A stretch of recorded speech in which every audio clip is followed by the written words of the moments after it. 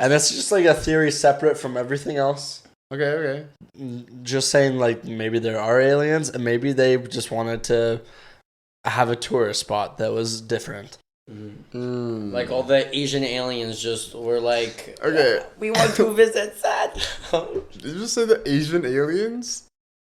No. Maybe we won't put that part in. No, it's fine. I'll put it. It's fine. Actually? Whatever. I don't know. Maybe. Whatever. So anyways. Don't put it in. Okay. Because then the Asians, they won't subscribe.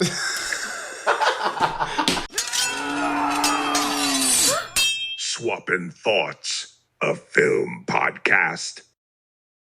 Hello, everybody. This is Swappin' Thoughts, episode number 16. And today is a pretty special episode because we actually have a guest today. Ethan's brother, Frazer. Yeah, and he's actually a real life farmer, so he might relate to Interstellar in a way. So to Cooper. Supposedly, that is a theory. Yeah, you might want to be a little bit closer to the mic when you speak, but Okay, thank you. yeah. So today we're just gonna be talking about the theories within Interstellar, mainly about the Blight and about the Tesseract. At least that's what I have today. Do you guys have any theories? Yeah, we got a couple. Okay, sweet. Yeah. So the first things that I wanted to kind of bring up within Interstellar is the Blight. Okay, and there's a few theories about the Blight that I wanted to come across you guys to see what you thought and to see which theory you think is the most plausible. Okay. In the film. Okay, We can do that. you can. Yeah. Well, I believe you can. Oh well, I should probably read out actually. Just for those of you who don't know, the Blight is a general term used to describe any pathogens such as a virus, bacteria, or fungi that attacks plant species. So that's basically what a Blight is. It's just a general term Blight. for like a virus Yeah. that attacks plants. All right. So like in the film, all these crops and stuff are being attacked by this virus, and they're all dying. And here's a few theories as to how this Blight occurred, or just what it is, in general and stuff like that. So the first one I want to bring by you guys is that it's a biological weapon. So this theory, I just want to read it out to you guys. Okay. It says, this theory proposes that the Blight was initially engineered as a biological weapon by an unknown party. It may have been intended to target and destabilize Earth's ecosystem, leading to the collapse of human civilization. What do you guys think of that theory, Frazer? I feel like it could definitely be something. Yeah, I don't think that's it. You don't think that's it? No. So that you don't like that theory? No. Okay. So let me just think of. I just prove of that theory. Well, Okay, well, so- wait, Fraser. How about this? So yeah, let's hear what you guys say. Do you not believe there was like aliens that did it, or do you That- not believe that it was like somebody else that was trying to like wreck some other civilization? I just think that the humans kind of just brought it upon themselves. You know how like climate change and everything. Yeah. You know and how like like the world is like getting hotter and like everything's gonna end if we Yeah. we don't change something, right? And so maybe that just continued on, right? And then kind of just found themselves destroying their own world, and so now they have to find something else. So you think that it's a natural occurrence that has happened then? Kind of like, but it's they've also brought it just upon kinda themselves. happened. But it Yeah. just kind of happened, kind of like global warming. It's just happening because of humans living here, essentially. You think it's like that? Because of just human, human whatever interference. Right. I feel like it could be like that too, but I Yeah. also feel like it could have been like one country just trying to like wreck another country. Yeah. And then it spread. And Yeah. then they're like, oh crap. Dude. Well, I guess we're all gonna die. What? now. Kind of like the theories with COVID? Yeah. So anyways, yeah. Yeah, so how plausible do you think it would be, though, in the movie to, for this theory to be the case? Probably like a 7 out of 10. Like a 7 out of 10? We're rating How these. official is this rating? I don't I don't know, just what you think. Yeah, that's the same as you. If I had more time to plan out these podcasts, then maybe it would be more than that. But Yeah, I don't. Like we should have like an official like rating like scale. Dude, I wish I had the time for that. Like, Okay. seriously. Okay. Oh yeah. So, anyways, yeah. So that's the first theory, and I thought it was like, I kind of like it. I don't know. What I think about it is like, within the film, I don't think that was the case, because they don't really. It's not really explained. Like the Blight's not really explained in that manner. Yeah. That it could be used as some sort of weapon. I mean, it could be. Well, it's just glossed over. It's just kind of glossed over. Yeah, I don't think like these. And by the way, guys, these are just theories. Like the movie doesn't talk about any of these really at all. So, but the second one that I want to come across you guys is Extraterrestrial Origin. So this one says. Some theories suggest that the Blight is of extraterrestrial origin, potentially introduced to Earth intentionally or unintentionally by an advanced alien civilization. It may have been designed to transform the environment to suit their needs, or inadvertently caused unintended consequences. What do you think about that? That one's way less. I was literally thinking the exact same thing, and the reason why is because I feel like aliens. Well, I feel like throughout the film they do kind of have like an extraterrestrial feeling to the movie, but it never, like by the end of the movie, it's like humans are the ones that have done this. Humans are the one that created like future humans. Like right? humans are the one that created everything that it was in the movie. Yeah. Even though it's meant to seem like they are the ones that for the cause of these, but in the end in the end you realize that it's just the humans, right? So that's why I believe it's like no. I actually have a theory that can kind of piggyback off that last kind of statement. Yeah. And that's Humanities Evolutionary Leap. Evolutionary leap? Like Yes. which leap is this? The one that is evolutionary in nature. Okay. Through humanity. through humanity, for humanity. Yeah. Throughout humanity. Yeah. Okay, so this is like kind of talking about the end of the movie more, but it was just like the ending can be interpreted as a representation of humanity's evolutionary leap or transcendence to a higher state of existence. So Cooper's journey through the black hole and his encounter with the Tesseract signifies a transformational experience where he transcends the limitations of his human form and gains a greater understanding of the universe. It suggests that humanity has the potential to evolve and transcend or ascend to a higher level of consciousness, expanding our understanding of the cosmos. And I thought this one was interesting. So it's like you said, it was always humans. Turns out that's what it kind of feels like. Yeah, that's what but it was. with this one, it's like, so this is like the next step in the evolution. And I was like, oh, it totally could be like black hole. Now he has superpowers. Yeah. And that made me think, like, we kind of leave at the end where he hasn't really like done much after coming out of the black hole. So what if he has superpowers now? And if he has superpowers? What would they be? Is this just where are you finding this? What? So I don't know. So if he has superpowers coming out of the black hole, out of the Tesseract. Yes, yeah. And, well, he just evolved basically. Okay. So now, what is his powers now that he's evolved? Invisibility. What? That made no sense, man. Okay, fine. What do you think? Frazer, what do you think about that then? I don't know. Like, when he was in the hospital, the doctor or whatever said he was like 124 years old. So maybe like not being able to really age. Like the same way, like he's maybe still, he's immortal. Yeah, maybe that could be something. But he's also that old because of the time difference. Yeah, of course, but maybe he is now. Yeah, maybe. I don't know. There's a theory. You know what I'm saying? Yeah, it's just theory. Yeah, that's pretty good. It's just that's good. That's good. Yeah. Well, I mean that's definitely interesting to think about. Like what he could have gained from that. I mean, I don't think that he would be immortal, but I do believe that being able to be older than your own daughter is a superpower in itself. That's kind of a boring superpower. Yeah, that one sucks. Like that's kind of just like a sad little. Let's have feelings, kind of. What? You know what? Superpower. You know what I think he got? What? I bet you he can talk to frogs now, and that's pretty sick. Talk to frogs? Yeah. He's like, Why? But the frogs, they don't live in space. No, frogs know what's going on. What if you could talk to black holes? What would they No. say? I don't know. I'm Like, hungry. Come in Yeah. me. You look good and tasty. Come in me. Come in I'm me. a black hole. I, Come in me. I swear you can leave. Dude. Oh, you guys are a bunch of goons, man. Like, can you still hear me?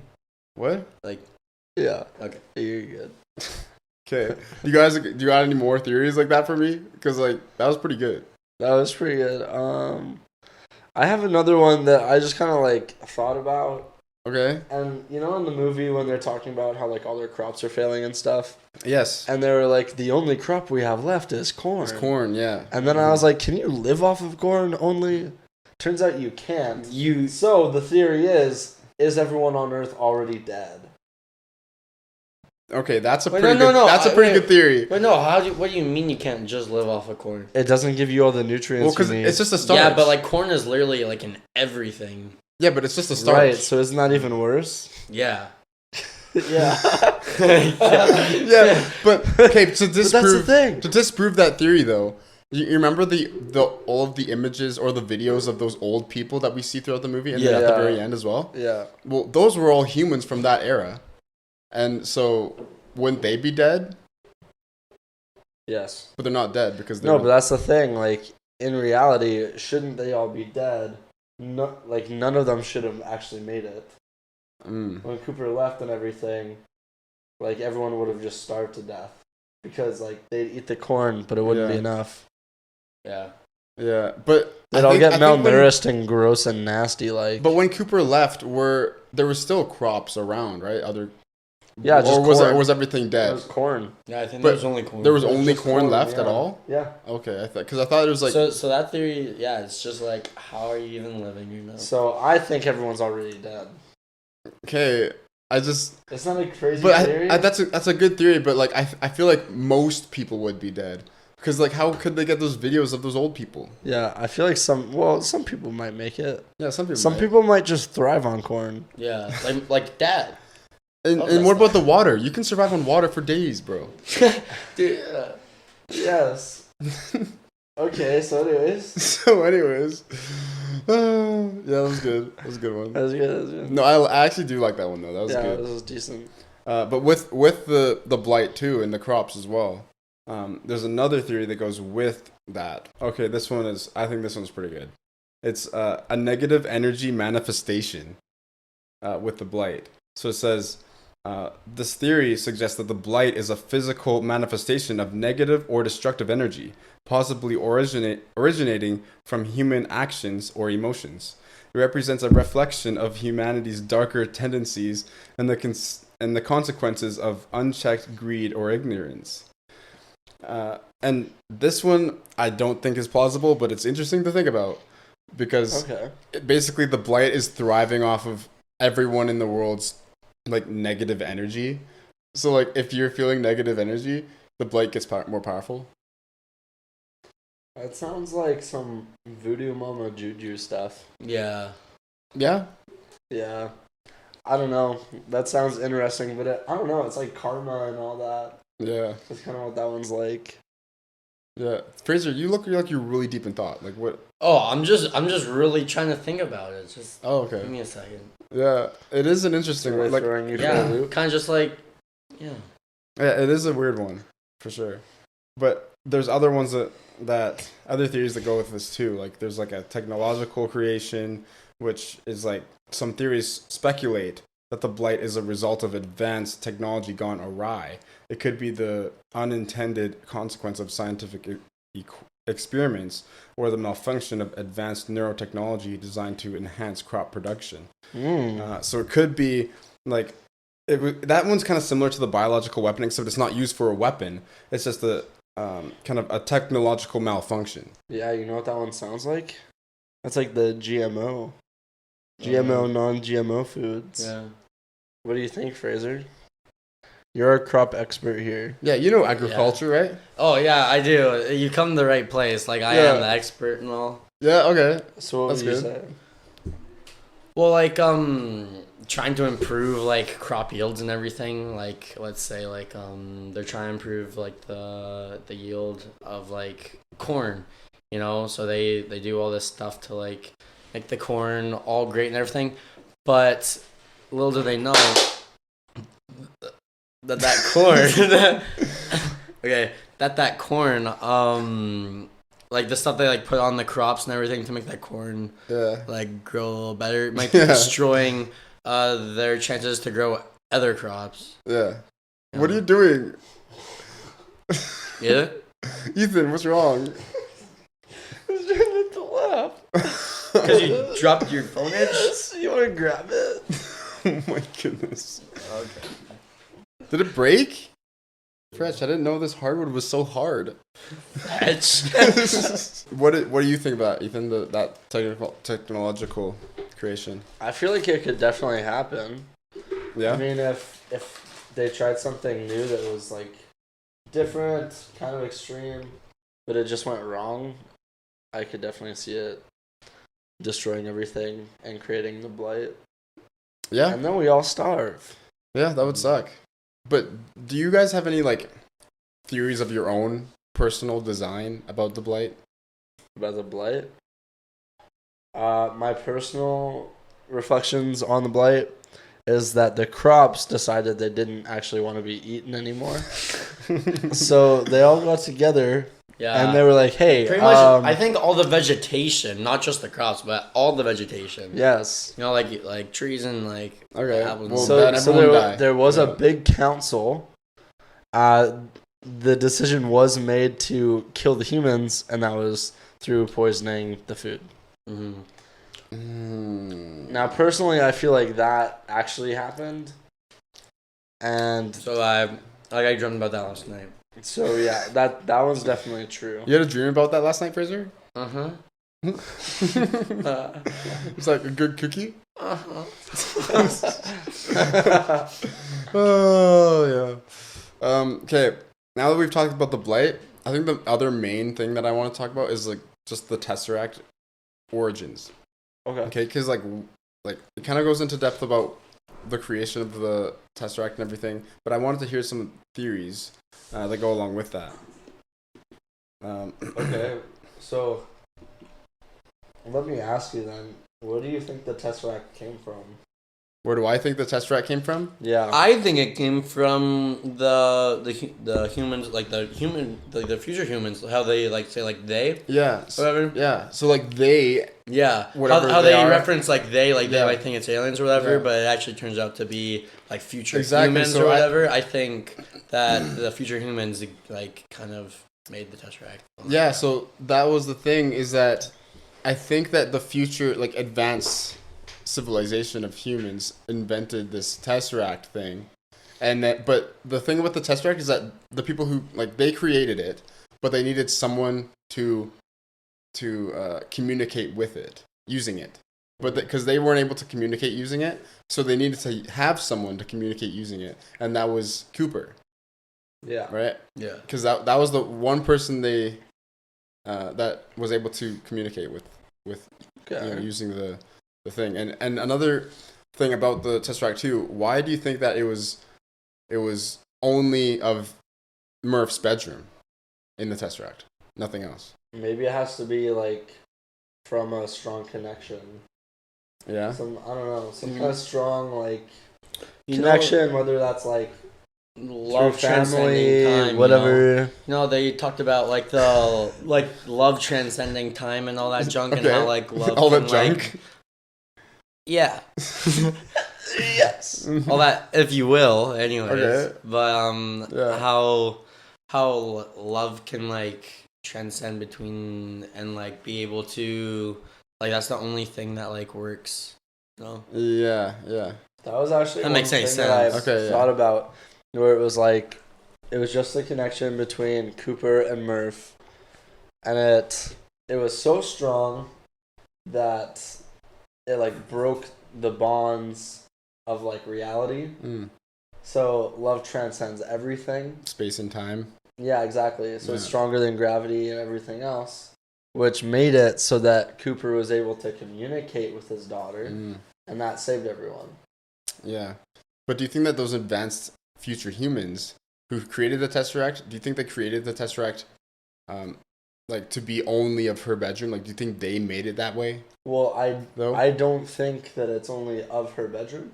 I think it appears to like the person, The user, whatever, you mean? Yeah, whatever. Oh.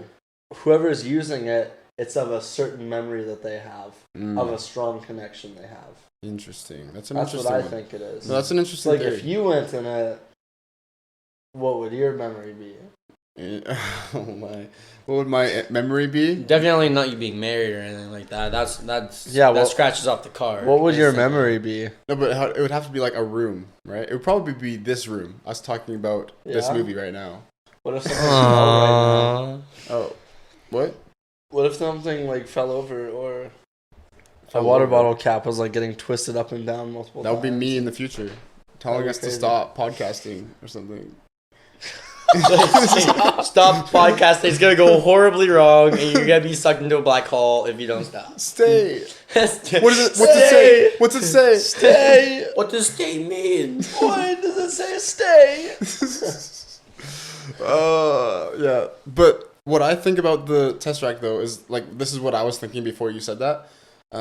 Is that it's not just about who uses it. It's that it's inevitable that Cooper is the one to use it, and it's inevitable that Murph is the one whose room the Tesseract is representing. Yeah. And it's inevitable because they know that Murph is the one to create all of this, save civilization, save the world. They know that Murph is the one to do it, and so it's like just a continuous loop, Yeah.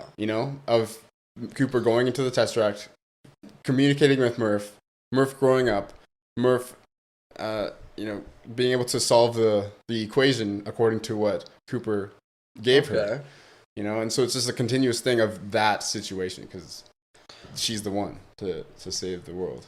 You know what I feel, actually? Yeah. Here's a theory for you. Okay. Theory.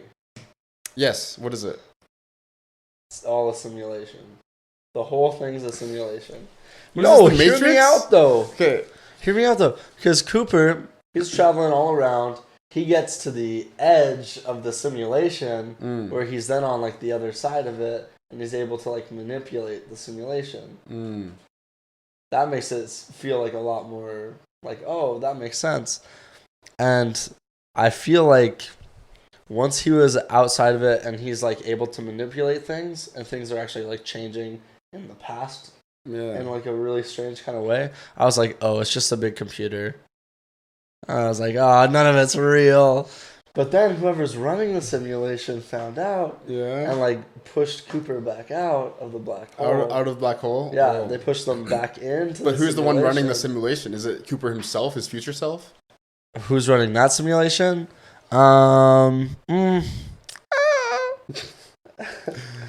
That could be anybody. Personally, it's probably dogs. But Okay. well, I mean, hear me out. Dogs are smart. Future dogs that can speak? Future dogs. I was gonna say like elephants. Okay, elephants Okay, are smart too. What is So it could happening? be We're either getting into one. like super crazy weird stuff. So like, But that's the thing. I feel like it could be a simulation. okay. I feel Yeah. like I feel like since everything was manipulated and the way it looked, I was like, oh, this could just be a big computer that they are in. And maybe it's like they trap humanity trap themselves in the simulation. It could be that. And there's just no escape and the computer game sucks that they're in. That sounds a lot like Matrix. Yes. Maybe this is the Matrix. Maybe it's a distant cousin. Who knows? And yeah, maybe they're just trying to find counsel from Andrew Tate how to escape the Matrix. Did you say Andrew Tate? No. I'll never tell. Oh. That's That's funny. But here's some like real theories that are with the Tesseract. Alright, Oh, let's see. okay. Some not crazy weird ones with elephants and dogs. Yeah, okay.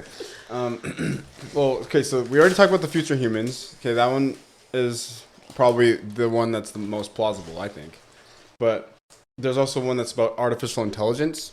So it says some theories speculate that the Tesseract is a product of artificial intelligence, either created by humans or by advanced AI entities. It could represent a highly advanced form of computing or a sentient AI construct designed to help humanity in its struggle for survival. So it essentially it could be just AI. Like this whole thing, the AI is the creator of all of it. Of the Tesseract. I like that theory. You like that one? Yeah, it could be like a quantum computer.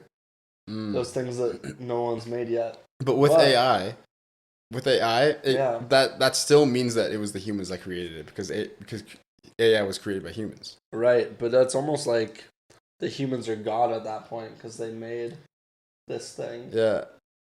I don't know. But then I the feel AI like I it feel could like be the it. AI might be God if it's overruling. Yeah. You know, it's like the master becomes the student. Master becomes the student. You know what they say? When the master becomes the student becomes the master. Yeah. Okay, teach man to fish. Yeah, you know, like, Yeah, teach a man to fish and he'll eat fish, you know? yeah, He'll eat fish for days. all days. All Oh. days. Unless he doesn't catch. Teach man to buy Oreos, you just keep eating Oreos. Oh, and Jurgen's wife gives a man a little boy Oreos. That little boy will continue to eat those Oreos. Okay, next theory. Okay, what? Okay, next one. What if it was a cosmic entity that created it? So this one says, this theory suggests that the Tesseract is not a product of any known civilization, but rather a cosmic entity or force of nature. It could be a manifestation of the fabric of space-time itself, allowing for the manipulation of reality within its structure. Huh. So like God or something?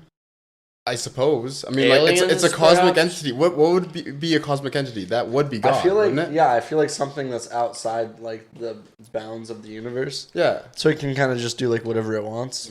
Yeah, so I think it would be like a God type person, you know, that Yeah. created this, and that could be a plausible theory actually, because God could, you know, he's the creator of all things, and if he's the creator of all things, he could have created the Tesseract to communicate and save the world using That's the true. humans, Yeah. you know. I kind of like that actually. Yeah, so that's a cool one, I think. I think that's a good one. Yeah, I like that one. What do you think, Fraser? Yeah, it's a good one. Is it a good one, Fraser? This is a good one. Oh my goodness. What is happening? Oh, okay. Right I have a theory for you. yeah. This one is called Interstellar Tourism. So you know how the black, I guess the wormhole opens Okay. up near Saturn. The wormhole, yeah. Mhm. And everyone's like, oh, I don't know why this wormhole popped up. It just kind of is here now. Yeah. Here's the reason why it popped up. It's because the wormhole near Saturn was actually opened up by aliens as a tourist spot.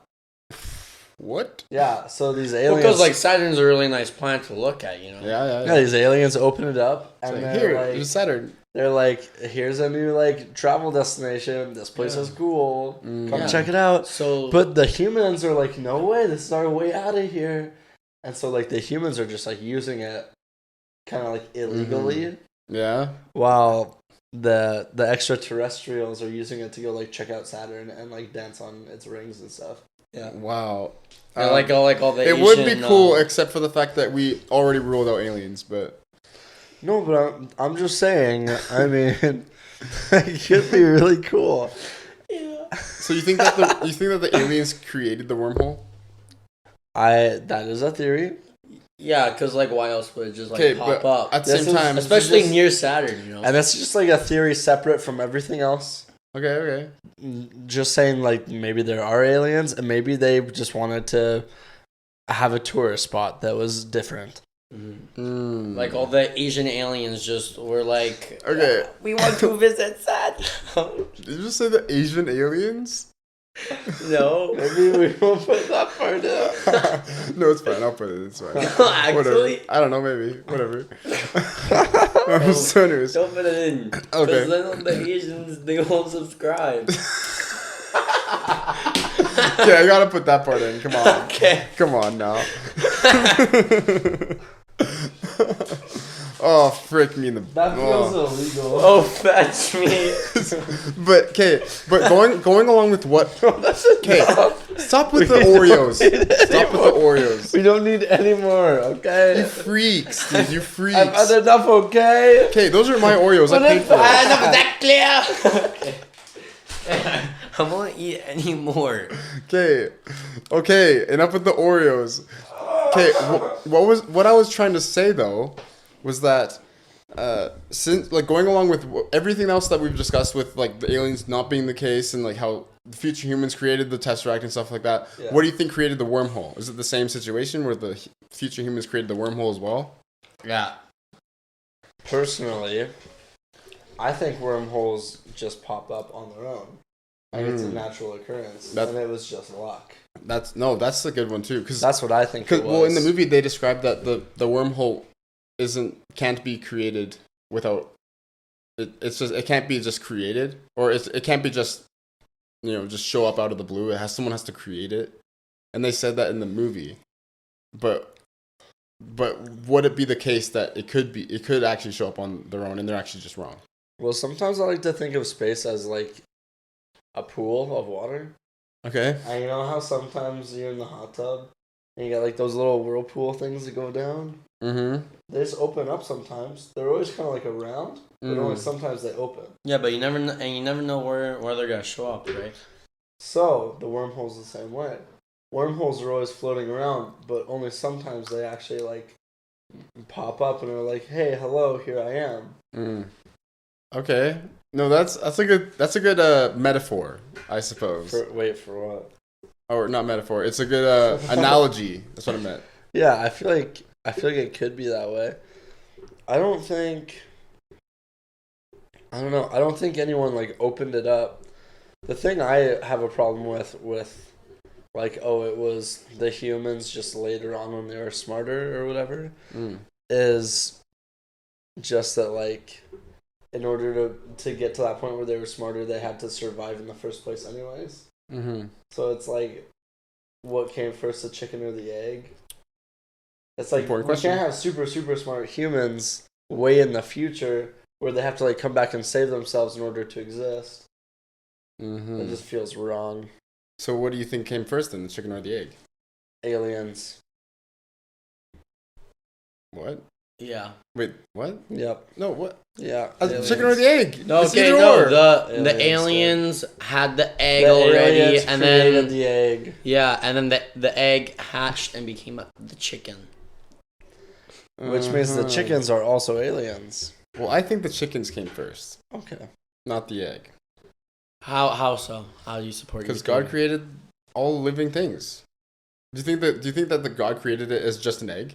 And Oh then it yeah, hatched out of because the egg. well, are you disproving that the egg was not already living? Well, the egg itself is basically like a cocoon for the chicken. True that. You know what I'm saying? I do, yes. Oh, okay. Okay, well, I had something that I Okay. wanted to discuss too, actually. Okay. So this one thing that I want to talk about, because I actually just realized this when we watched the film again last night. Yeah. It was with when they were in the conference room. Cooper was in the conference room with all the NASA guys, and they're talking about the Lazarus missions. Yeah. And they were saying how these gravitational anomalies have been happening for a long, long time. It wasn't just then that it was happening, right? And even Cooper himself experienced one when he was flying, when he was a pilot. He had experienced an anomaly where something tripped his flyby wire, right? And so which anomaly, like which gravitational anomaly would have done that? Was it just the Gargantua itself that did that, or was Cooper within there still messing with other things that he didn't realize he was messing with. I think like the people that are trying to like help them out and everything, like everyone on Earth was kind of just like pushing off to the side, like, oh yeah, that's nothing, until like they actually kind of like, why does this keep on happening all the time? And then they're like, oh yeah, maybe they're trying to help us, you know? Okay. Yeah, because what I understand about that situation is that the reason why these gravitational anomalies have been happening is because of Gargantua and itself, and just the gravitational pull that it has on everything else. And maybe it was meant to be that way because the humans designed it, or designed the Tesseract in a way that these gravitational anomalies would be like kind of reaching out to the humans kind of on autopilot, just like kind of twisting things around on autopilot without someone in there. It was just kind of happening. Like the gravitational anomalies were just happening, but maybe it's the future humans that were also controlling that as well. So what if it was that the humans created the Tesseract and then it caused everything to go haywire? Maybe. That could be the case. Crazy. That could be the case. Yeah. But it was all an accident. You know, they made it not really realizing the impact it would have. Mm-hmm. And then I was like, oh shoot, now we're gonna all die because because very big not very good. Yeah I feel like that could happen. Yeah, so that I realized that last night, and I was like, that's kind of interesting. I just want to get your opinion on what you think it would be like to live on the space station at the end of the movie. Because there's the scene where like Cooper, he goes and like looks out the window, and there's people playing baseball. Yeah. And then they like hit the ball and then break a window, like above them on a house. Yeah. And it's just like, I don't know, that place felt really crowded and kind of claustrophobic. Poor planning. Yeah. Would you be able to live in there, or do you think you'd go crazy? If I was in that house above them, that would really suck, because the baseball was just hitting the face. Yeah. But, yeah, that would really suck. But, because I don't know why they put a house above a baseball field, but... Yeah, that was a rookie move. Rookie mistake. But, yeah, like, I don't know. I think it's just one of those things, like, I think I would create it in a similar fashion, but I just wouldn't, like... I would try to architect it in such a way that it wouldn't cause windows to be broken. Yeah, so that there aren't houses right above a baseball stadium. Or baseball field. Or like a football field, or like anything like that. Or any sports fields. Just like that. To make everything safer. Yeah. Like, you need to make things safe, man. It's like they kind of neglected that part. Yeah, and here's one other thing with like the way that it's set up. So the whole thing's spinning, and that's how it's like giving gravity. Yeah, it's like gravitation. Yeah. So then you can like step. What happens in the middle? Like if you're in the air in the middle, is there just no gravity there? In the middle of the space station? Yeah. Like, if you're in the air in the middle of all of it, would you just like kind of stay in that spot? Oh, like you mean just kind of in space in general, like in the middle of the... Yes. Because if like everything's getting pushed to the corners, but you're right in the middle, so you're like kind of pushed in every corner. I think you would stay still. Would you just stay right in the middle? I think you would stay still and you just watch the thing gravitate around you. That'd be really weird. Wouldn't it? Yeah. Like, I feel like that would be the case. I think that's where I'd want to sleep though. Oh. That'd feel kind of nice. Yeah, maybe a little bit. Yeah. Maybe a little bit. Wait, what do you think, Frazer? Would you want to sleep in there? Yeah. You know I would. Why do you gotta answer like that? Oh, that's funny. If you're in there too, Jordan, it'll be okay. You're a silly guy. Yeah, that's funny. Okay, I guess for one final thought here, or I guess one final question to Frazer. Yes. About farming. Oh. What is your favorite plant to farm? You know, like, I feel like it's kind of like what you like personally. Like my brother, he grows cats. He grows cats. He farms cats. What? He is a kitten farmer. That's his passion that he kind of developed. So mine, I think what I like to grow is beans. You like growing beans? Yeah. Like growing beans. Ethan, is that accurate? I don't know a word he just said. I don't think I know him. Growing cats? Kitten farming? No, my brother does. Oh, your brother, right. I don't specialize in that. You don't specialize in that field. No. No. What about pickles? Like cucumbers? Like, would you like to, like... Because I thought about that. Like, would you like to grow pickles?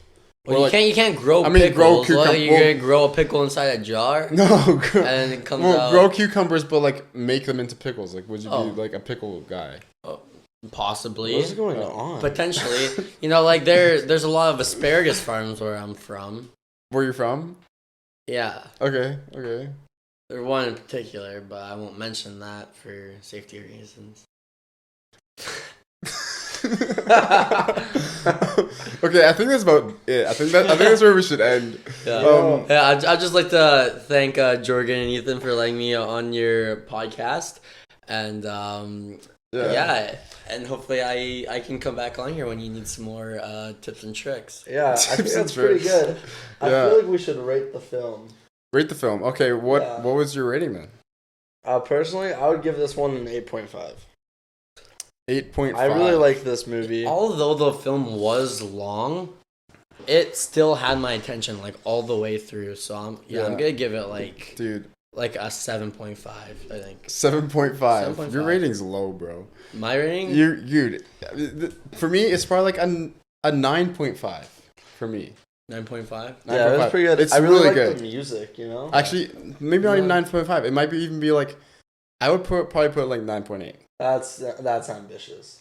You think that's ambitious? Dude, this is one of the best films ever. Maybe a 9. Maybe a 9.2. But I wouldn't give it anything higher. What are your reasons? I think it's higher than Shawshank. What are your reasons for giving it like a 9.8? The reason behind it is because the director Christopher Nolan, he's kind of known for these types of films that make you really think, right? Yeah. And the cool thing about this film in particular is that he's researched like everything about it, and everything within the film, it's like quite accurate. Well, it's very accurate, and it's possible in theory, but we haven't been able to actually do it yet because of our limitations. Well, yeah. You know? Yeah, which is really cool. Yeah. I feel like I'd give it a 9. Okay. Fair shake, 9. Go home, be happy. Yeah. Hearing your reasons, Jorgen, I might put mine up to like a 8.2. Okay. Okay. You know, that's pretty good. Yeah. No, that's some good sway. Yeah, I'm glad I persuaded some people. Thank you. That's good. But yeah, that's the end of this episode, guys. Thanks for tuning in, and hope you guys subscribe for more videos. And please leave a review if you're listening to this as well. And yeah, anyways, bye.